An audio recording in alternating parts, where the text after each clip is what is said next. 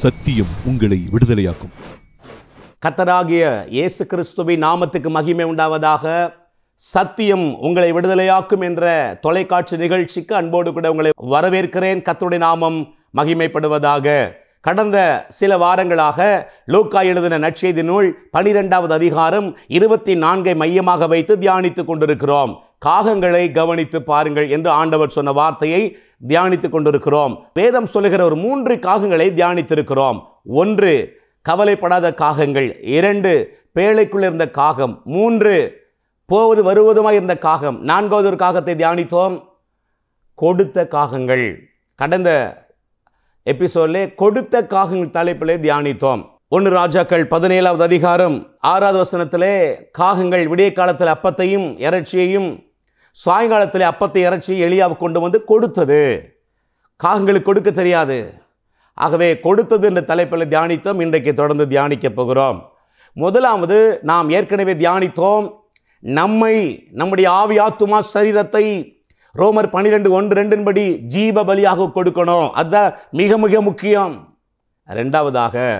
ரெண்டாவதாக பொருளாதார பொருளாதாரத்தில் நாம் நாளுக்கு நாள் பெருகிக்கொண்டே முன்னேறி கொண்டே இருக்க வேண்டுமானால் நம்ம கையில் இருக்கிற பொருளாதாரம் விருத்தி அடைவதற்கு தேவ ராஜ்யத்திலே நாம் கொடுக்க வேண்டும் என்பதை விட விதைக்க அர்ப்பணிக்க வேண்டும்.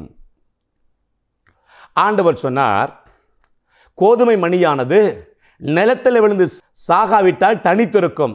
ஒரு கோதுமை விதை இருக்குது, சீடு இருக்குது, அது என் கையில் இருந்தால் அப்படி தான் இருக்கும். ஆனால் நிலத்தில் அது விதைக்கப்படும் பொழுது அது விதைக்கப்பட்டு செத்ததை ஆகில் மிகுந்த பலனை கொடுக்கும். அதாவது கோதுமை ஒரு மணி, ஒரு சீடு விதைக்கப்பட்டால் அது சில காலம் கழித்து அது கோதுமை ஒரு செடியாக வளர்ந்து பல கோதுமைகளை கொடுக்கும். ஒரு நெல் விதை விதைக்கப்படும் போது அது செடியாக கிளம்பி ஒரு 10 கிளைகள், ஒரு நெல்லில் 10 கிளைகள் வரும். ஒவ்வொரு கிளைகளிலும் குறைந்தது 100 நெல்மணிகள் இருக்கும். ஒரு செடியில் 1000 நெல்மணிகள் வரும் குறைந்தது சாதாரணமாக. அப்போ ஒரு விதை விதைக்கப்படும் போது அது 1000 விதைகளை கொண்டு வருகிற நெல் விதைகள். அதே போலத்தான் நம்ம கையில் இருக்கிற விதை என்ற அந்த பணம் விதையாக தேவராஜ்யத்தில் விதைக்கப்பட வேண்டும். அது தேவராஜ்யத்தில் விதைக்கப்பட்டு சாகணும். அந்த விதைச்சி செத்தாதான் அது நமக்கு அறுவடையை கொண்டு வரும். ஆதியாகம புத்தகத்தில் வாசிக்கிறோம், விதைப்பும் அறுப்பும் பூமியுள்ள நாளளவும் அது ஒளிந்து போகாது என்று வாசிக்கிறோம். Praise the Lord. 8வது அதிகாரம் 22, பூமியுள்ள நாளளவும் விதைப்பும் அறுப்பும் சீதளமும் உஷ்ணமும் கோடைக்காலமும் ஆரிக்காலமும் பகலும் இரவும் ஒளிவதில்லை. தேவஜனமே, விதைச்சாதான் அறுக்க முடியும். விதைக்கவில்லையானால் அறுவடை செய்ய முடியாது. ஒன்றை திட்டமாக தெரிந்து கொள்ளுங்கள். சில வசனங்களை சொல்லி நான் தியானிக்க விரும்புகிறேன். லூக்கா எழுதின சுவிசேஷம் 6வது அதிகாரம் 38 சொல்லுகிறது, கொடுங்கள் அப்பொழுது உங்களுக்கு கொடுக்கப்படும். ஆனால் ஒரு ஆங்கில மொழியாக்கம் இப்படி சொல்லுகிறது, தேவதாசர்கள் சொல்லுகிறார்கள், அது ஒரிஜினல் டெக்ஸ்டில் அப்படி தான் இருக்குதா. எப்படி தெரியுமா? கொடுத்து கொண்டே இருங்கள் அப்பொழுதும் அவர் கொடுத்து கொண்டே இருப்பார். விதைத்து கொண்டே இருங்கள் அப்போது உங்களுக்கு அறுவடை வந்து கொண்டே இருக்கும். அநேகர் சொல்லுகிற காரியத்தை கேட்டிருக்கிறேன். மிகவும் கஷ்டப்படுகிறேன், அன்றாட தேவைகளை பூர்த்தி செய்ய சிரமப்படுகிறேன். ஆண்டவர் மட்டும் எனக்கு அவ்வளவு தருவாரே, ஆனால் அள்ளி விதைப்பேன். ஒன்றை திட்டமாக உங்களுக்கு சொல்லுகிறேன், வேதம் அப்படி சொல்லவில்லை. இருக்கிறதுல இருப்பதில் நீ தேவ ராஜ்யத்துக்கு விதைச்சா மட்டும்தான் அறுக்க முடியும். சிறுக விதைக்கிறவன் சிறுக அறுப்பான், பெருக விதைக்கிறவன் பெருக அறுப்பான். கொடுங்கள் அப்பொழுது கொடுத்து கொண்டே இருங்கள், விதைத்து கொண்டே இருங்கள் அப்பொழுது உங்களுக்கு கொடுத்து கொண்டே இருப்பார். ஒரு ஏழை விதவை 2 காசு தான் இருந்துச்சு.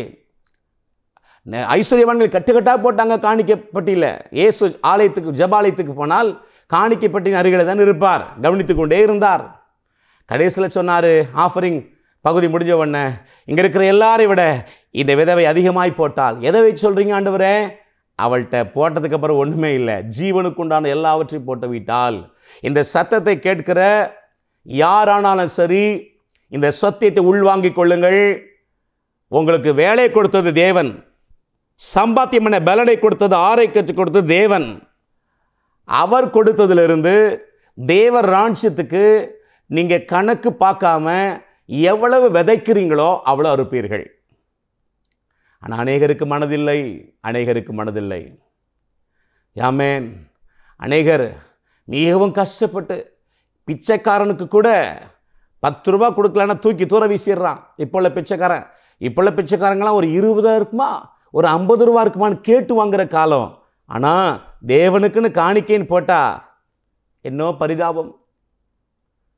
நசல் கொண்டது ஊனு குருடை கொண்டு உள்ள தூக்கி போடுறீங்க. ஆண்டவர் சொல்லுகிறார், நீ எதை விதைக்கிறையோ அப்படிதான் அறுப்ப. எந்த அளவினால் விதைக்கிறீர்களோ அந்த அளவினால் உங்களுக்கு திரும்ப அளக்கப்படும். அவனவன் விசனமாயும் அல்ல, கட்டாயமாயும் அல்ல, தன் மனதிலே நியமித்தபடியே கொடுக்க கடவன். அதுக்கு என்ன தெரியுமா?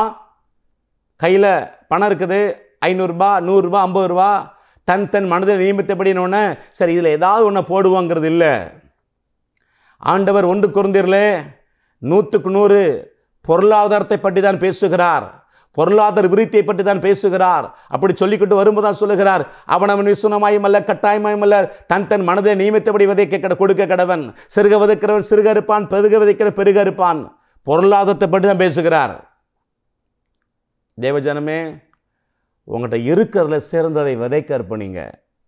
வேதத்தில் நான் இதை பற்றி பேசிக்கொண்டே போகலாம். 5 விதமான கிவிங்ஸ், 5 விதமான கொடுக்கிற காரியம் இருக்கிறது. 1 தசமபாகம், 2 காணிக்கை, 3வது ஏழைகள், திக்கற்ற பிள்ளைகள், விதவைகள், மிஷனரிகள், 4வது நமக்கு உண்டானதில் இருந்து சிறந்ததை ஆண்டவருக்கு கொடுப்பது, 5வது இருக்கிறத அப்படியே யூஸ் பண்ணாமல் ஆண்டவர் ராஜ்யத்தில் அள்ளி கொடுப்பது. அப்படி சூப்பர் நேச்சுரல் கிவிங். நான் முதலிருந்து சொல்லுகிறேன், முதலாவதாக தசமபாகத்தை தேவ ஜனங்கள் கொடுக்க வேண்டும்.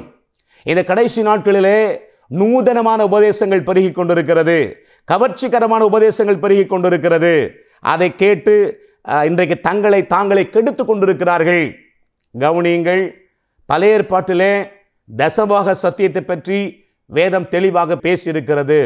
தசமாகம் என்றால் நமக்கு வருகிற வருமானத்திலே 1000 ரூபாய் வருமானம் என்றால் அதில் 10ல் 1 100 ரூபாய் தசமபாகம். தசமபாகம் எல்லாம் கர்த்தருக்குரியது. தசமபாகம் எல்லாம் பரிசுத்தமானதை விழுங்கினால் அது அவனுக்கு கண்ணி என்று வேதம் சொல்லுகிறது. பழைய ஏற்பாட்டிலே சொல்லப்பட்ட உபதேசம். அநேகர் நான் பழைய ஏற்பாட்டை பற்றி முதல்ல பேசுகிறேன். அநேகர் 1000 ரூபாய் வாங்கும்போது 100 ரூபாய் கர்த்தர் கொடுத்து விடுவார்கள். அந்த பணத்தின் அளவு, சம்பளத்தின் அளவு அதிகரிக்கும் பொழுது கொடுக்க மாட்டார்கள், பிசினித்தனம் பண்ணுவார்கள். அவங்க நினைக்கிறாங்க கையில் இருக்கிற பணம் முழுவதும் நாம சம்பாத்தியம் பண்ணதுன்னு நினைக்கிறாங்க. தப்பு சகோதரா, தப்பு சகோதரி. உங்களுக்கு கொடுத்த பிஸ்னஸ் கர்த்தர் கொடுத்தது, உங்கள் கையில் இருந்த வருமானம் கர்த்தர் அள்ளி கொடுத்தது. அவர் அள்ளி கையில் கொடுத்துட்டு இவன் என்னை கனம் பண்ணுறானா, என்னை விதைக்கிறானா, என் வசனத்துக்கு கீழ்ப்படுகிறான் என்று பார்த்து கொண்டிருக்கிறார். விதைப்பும் அறுப்பும் பிரமாணத்தை வைத்து இவனை இன்னும் பெருக பண்ணணும், இவனை இன்னும் கோடீஸ்வரனை மாற்ற வேண்டும் என்று சொல்லி வெயிட் பண்ணுறாரு. ஆனால் அதை வச்சுக்கிட்டு இறுக்கி பிடித்து கொண்டு நான் அதெல்லாம் கொடுக்க முடியாது என்று சொல்லி எச்சிக்கையில் காக்க விரட்டுற மாதிரி தேவராஜ்யத்தில் சில்லறை அள்ளி போடுறீங்க நீங்கள். ஹலோ, ஊழியர்களாகிய நாங்கள் உங்களுக்கு பின்னாடி வரல, உங்கள் காணிக்கைகளை நம்பி வரல, அழைத்த தேவனை நம்பி வந்திருக்கிறோம். பிழைப்புக்காக நாங்கள் ஊழியம் செய்யவில்லை, அழைப்புக்காக ஊழியம் செய்கிறோம். சாகவும் ரெடி என்ற அர்ப்பணிப்பட தான் ஊழியம் செய்கிறோம். ஆனால் ஒன்றை உங்களுக்கு திட்டமாய் பதிவு செய்ய விரும்புகிறேன். நீங்கள் விதைக்காத பட்சத்தில், நீங்கள் கொடுக்காத பட்சத்தில் தரித்திரம் உங்கள் வீட்டு வாசல் படியிலே படுத்திருக்கும் என்பதை திட்டமாக தெரிந்து கொள்ளுங்கள். சில ஊழியர்கள் சொல்வதை நான் கேட்டிருக்கிறேன். நான் எங்கள் சர்ச்சில் காணிக்கை பற்றி பேச மாட்டேன், தசபாகத்தை பற்றி பேச மாட்டேன்னு பெருமையாக பேசி கொண்டிருக்கிறார்கள். தேவஜனமே, ஒரு உண்மையை சொல்லட்டுமா? கொடுப்பதை பற்றிய சத்தியத்தை கற்றுக் கொடுக்காவிட்டால் அந்த ஊழியக்காரன் உங்களுக்கு ஜென்ம விரோதி. ஆமாம், ஜென்ம விரோதி தான் நினைப்பான். விரோதி ஒரு நாள் நல்லா இருக்கக்கூடாது, அவன் செழிப்பாக இருக்கக்கூடாது, அவன் மேன்மை அடையக்கூடாது என்று ஜென்ம விரோதி தான் நினைப்பான். நாங்கள் உங்களுக்கு கொடுக்கிற சத்தியத்தை கற்றுக் கொடுத்து விட்டால் நீங்கள் ஆஸ்வதிக்கப்படுவீர்கள், நீங்கள் மேலும் மேலும் வளர்ந்து விடுவீர்கள்.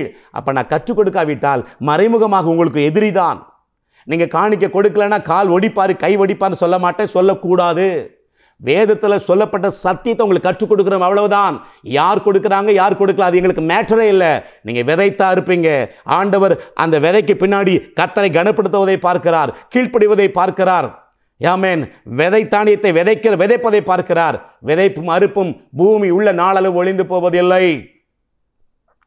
கோதுமை மணியான நிலத்திலிருந்து சாகணும், நம்ம கையில் இருக்கிற பணம் தேவ ராஜ்யத்தில் விழுந்து சாகணும், செத்தாத்தான் அது பல மடங்கு அறுவடை கொண்டு வரும்.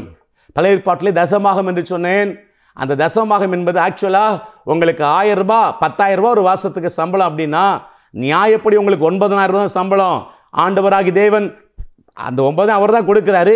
எக்ஸ்ட்ரா ஒரு 1000 ரூபாய் கொடுத்துட்டு நான் தான் வேலையை கொடுத்தேன், நான் தான் வேலையை செய்ய பலனை கொடுத்தேன், நான் தான் அவனை உயர்த்தினேன் என்ப எந்த நன்றி உள்ள இறுதி இருக்குதா, என்னை கனம் பண்ணுறான்னு பார்க்கறதுக்கு இந்த பிரமாணத்தை வைத்திருக்கிறார்.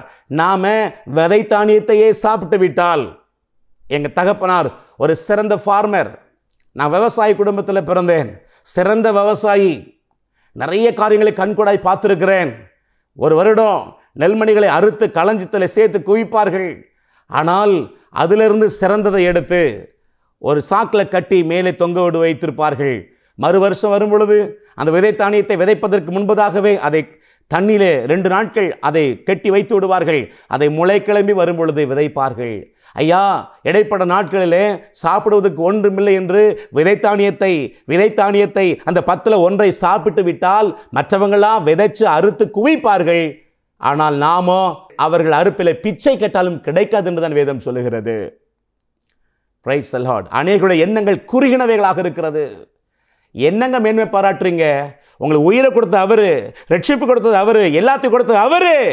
அவருக்கு முதலிடம் கொடுக்காம, அவரை கனப்படுத்தாம நீங்க இறுகி வச்சு என்னத்தை சாதிக்க போறீங்க?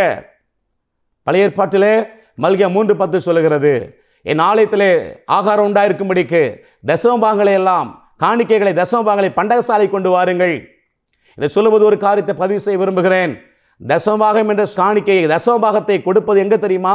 பண்டகசாலையிலேயே. எந்த திருச்சபையிலே நீ கர்த்தருடைய பந்தியை நீங்கள் ஆசரிக்கிறீங்களோ, எந்த ஊழியக்காரன் கையில் கர்த்தருடைய பந்தியை நீங்கள் வாங்குகிறீர்களோ அந்த ஊழியக்காரன் கையில் கொடுத்து ஜெபிக்க வேண்டும். இல்லை எங்க பாஸ் ரொம்ப பணக்காரரு, அவர் ரொம்ப ஐஸ்வர்யவான். நோ, இது பிரமாணம். அப்பமும் திராட்சரசமும் கொடுத்த மெல்கி சேதேக்குக்கு ஆபிரகாம் எல்லாவற்றையும் தசமபாகம் கொடுத்தான். வேதம் அப்படிதான் சொல்லுகிறது. பண்டகசாலையில் விதை, எங்க நீ போஷிக்கப்படுகிறாயோ, உன்னுடைய ஆவிக்கு தகப்பன் எங்க இருக்கிறாங்களோ அங்க விதை. உங்க அம்மா அப்பா உங்களை படிக்க வச்சு ஆளாக்கி செலவழிச்சு வேலைக்கு போய் சம்பளத்தை வாங்கி பக்கத்து வீட்டில் மாமா கொடுப்பீங்களா? இல்லை ஒரு ஹோட்டலில் சாப்பிட்டு இன்னொரு ஹோட்டலுக்கு கொடுப்பீங்களா? மாவரைக்க வச்சிருவான். ஹலோ, எந்த திருச்சபையில் கத்த நாட்டி இருக்கிறாரோ அந்த திருச்சபையில் சாவர வரை இருங்க. அந்த திருச்சபையிலிருந்து அந்த திருச்சபைக்குத்தான் உங்களுடைய தசமங்களை நீங்கள் காணிக்கைகளை விதைக்க வேண்டும். காணிக்கைகளை உங்கள் ஊழியருடைய ஆலோசனைப்படி மற்றவங்களை விதைக்கலாம். வேதம் சொல்லுகிறது, அந்த பண்டகசாலை கொண்டு வாருங்கள், அப்பொழுது இடங்களாபிற்பகு மட்டும் ஆசீர்வாதத்தை வர்ஷிக்க மாட்டேனோ என்று இதனால் என்னை சோதித்து பாருங்கள் என்று சொல்லுகிறார். அன்பு தேவஜனமே, தொடர்ந்து அடுத்த வாரத்தில் இதை குறித்து தியானிக்க போகிறோம். அடுத்த வாரமும் தவறாமல் திங்கட்கிழமை தோறும் 7:45 8 மணி வரை இருக்கிற சத்தியம் உங்களை விடுதலையாக்கும் நிகழ்ச்சியில் கலந்து கொண்டு ஆஸ்வதிக்கப்படுங்கள். கர்த்தர் உங்களை ஆஸ்வதிப்பாராக. ஜெபிப்போம். கிருபை நிறைந்த அன்பு தகப்பனே, வானத்துக்கும் பூமிக்கும் ஆண்டவரே, கர்த்தராக இயேசுவின் நாமத்தில் உம்மை துதிக்கிறோம். ஆண்டவரே, கொடுத்த காகங்கள் என்ற தலைப்பில் முதலாவது ஒவ்வொருடைய ஆவி ஆத்துமா சரீரம் ஜீவபலியாக ஒப்புக் கொடுக்க வேண்டும் என்றும், இந்த வாரம் ஆண்டவரே பொருளாதார விருத்திக்கு ஆண்டவரே தேவர் ராஜ்யமா நிலத்தில் விதைக்க வேண்டும் என்று சொல்லி ஆண்டவரை தியானித்திருக்கிறோம். ஒவ்வொருவரும் அதை சிறுபிள்ளை போல தாழ்த்தி அர்ப்பணித்து விதைத்து அறுவடை செய்ய பக்குவப்படுத்துங்க, பலப்படுத்துங்க, வழி நடத்துங்க. இயேசுவின் நாமத்தில் பிதாவே, ஆமென், ஆமென். God bless you. கர்த்தர் உங்களை ஆசீர்வதிப்பாராக. ஆமென். Pastor S. ராஜேஷ், இயேசுவின் இரத்தக்கோட்டை, நல்ல சமாரியன் ஐக்கிய ஊழியங்கள், 15/272/1, பெரிய செல்வம் நகர், தாளமுத்து நகர் பகுதி, சிலுவைப்பட்டி, தூத்துக்குடி.